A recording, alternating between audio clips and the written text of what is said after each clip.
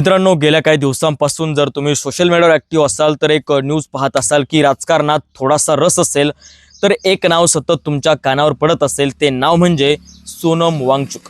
पण नेमकं असं का घडत आहे की हा विषय देशभरात चर्चेचा विषय ठरलेला आहे आणि इतक्या मोठ्या प्रमाणावर यावर प्रतिक्रिया का उमटत आहे? चला तर संपूर्ण विषय अगदी सोप्या भाषेत समजून घेऊया। सर्वप्रथम एक गोष्ट समजून घेतली पाहिजे, कोणतंही आंदोलन एका दिवसात मोठं होत नाही। सुरुवातीला फार कमी लोक त्यांच्याकडे लक्ष देतात, काही जण समर्थन करतात, काही विरोध करतात, अनेक जण दुर्लक्षही करतात। पण जशा घटना घडत जातात तसं तसं त्या आंदोलनाकडे अधिक लोकांचं लक्ष जाऊ लागतं। अगदी सुरुवात सोपी गोष्ट तुम्हाला सांगायची तर एक आंदोलन मनोज जरांगे पाटलांचं, अगोदर त्यांच्याकडे कुणी लक्ष दिलं नव्हतं, पण नंतर संपूर्ण महाराष्ट्राचं लक्ष गेलं होतं। तसंच एक नाव आहे सोनम वांगचुक। सोनम वांगचुक हे अनेक दिवसांपासून दिल्लीतील जंतर मंतरवर उपोषण करत आहे। त्यांच्या आंदोलनामागे काही विशिष्ट मागण्या होत्या आणि त्या सरकारपर्यंत पोहोचाव्यात अशी त्यांची भूमिका होती। त्याच दरम्यान त्यांच्या प्रकृतीबाबत चिंता व्यक्त केली जाऊ लागली। यानंतर सर्वाधिक चर्चेत आलेली घटना म्हणजे त्यांना रुग्णालयात हलवण्यात आलं। दिल्ली पोलिसांचं म्हणणं आहे की त्यांनी ही कारवाई त्यांच्या आरोग्यासाठी आणि आरोग्याच्या दृष्टिकोनातून ही कारवाई केली, वैद्यकीय सल्लागारानुसार करण्यात आली। तर दुसरीकडे आंदोलनकर्त्यांचं म्हणणं आहे की त्यामुळे आंदोलनावर परिणाम झाला आणि त्यांनी त्यांच्या इच्छेविरुद्ध हलवलं गेलं। त्यामुळे या घटनेमध्ये एक मोठा वाद आता निर्माण झाला आणि संपूर्ण देश आता त्यांच्याकडे बघत आहे। मात्र याच घटनेनंतर सोशल मीडियावर या विषयाची चर्चा आता प्रचंड वाढलेली आहे।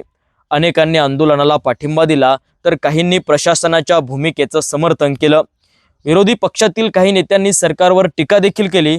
तर सरकार आणि प्रशासनाकडून कायदा आणि सुव्यवस्था आणि आरोग्याच्या कारणांचा उल्लेख त्यांनी त्या ठिकाणी केलेला आहे। आता इथे महत्त्वाचा प्रश्न असा आहे की लोकशाहीमध्ये आंदोलन आणि प्रशासन या दोघांमध्ये समतोल कसा राखायचा? आंदोलन करण्याचा अधिकार आहे, पण त्यावेळी सार्वजनिक सुव्यवस्था राखण्याची जबाबदारी प्रशासनावर असते। म्हणूनच अशा घटनांमध्ये संवादाला विशेष महत्त्व असतं।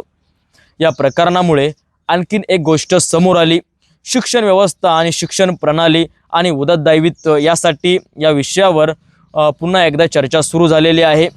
अनेक तरुण सोशल मीडियावर आपली मत मांडत आहे। अर्थात सोशल मीडियावर दिसणारी प्रत्येक माहिती खरी असतेच असं नाही, त्यामुळं कोणती माहिती स्वीकारण्यापुरती तिची पडताळणी करणं तेवढंच महत्त्वाचं असतं। आता एक पुढे काय होणार हा प्रश्न सर्वांच्या मनात आहे। सरकार आणि आंदोलनकर्त्यांमध्ये काही चर्चा होणार का? मागण्यांवर काही निर्णय घेतले जाणार का, की हा वाद आणखीन वाढणार? याचं उत्तर आता पुढील काही दिवसांमध्ये आणि त्यांच्या घडामोडीमध्ये आपल्याला दिसणार आहे।